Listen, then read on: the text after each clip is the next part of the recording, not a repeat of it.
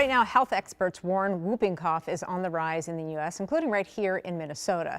MDH says as of yesterday, there are 826 confirmed and probable cases in our state. That's compared to only 61 cases reported last year. Today, Jeremiah Jacobson has more on what you need to know, including how to protect yourself.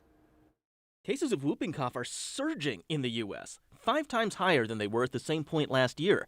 That's according to preliminary data from the CDC. And that's even before we really enter respiratory virus season, where I think that we're going to see even more cases as we go forward. Dr. Donald Dumford with Cleveland Clinic says years ago, before the development of a vaccine, there were many more whooping cough cases.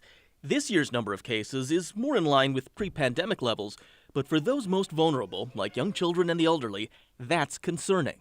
About a third of infants will get hospitalized, and actually about 1% of infants that develop whooping cough will actually die from the infection. The CDC says early symptoms can mimic a common cold. 1 to 2 weeks after those start, there can be rapid, violent, and uncontrolled coughing fits.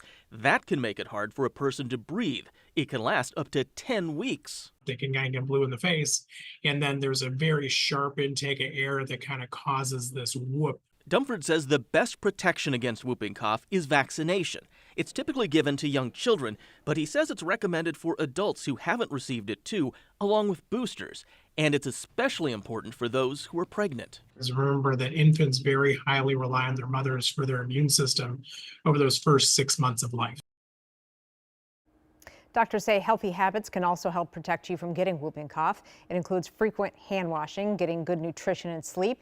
And if you do get sick, of course, stay home. Finally, mask up to protect those around you.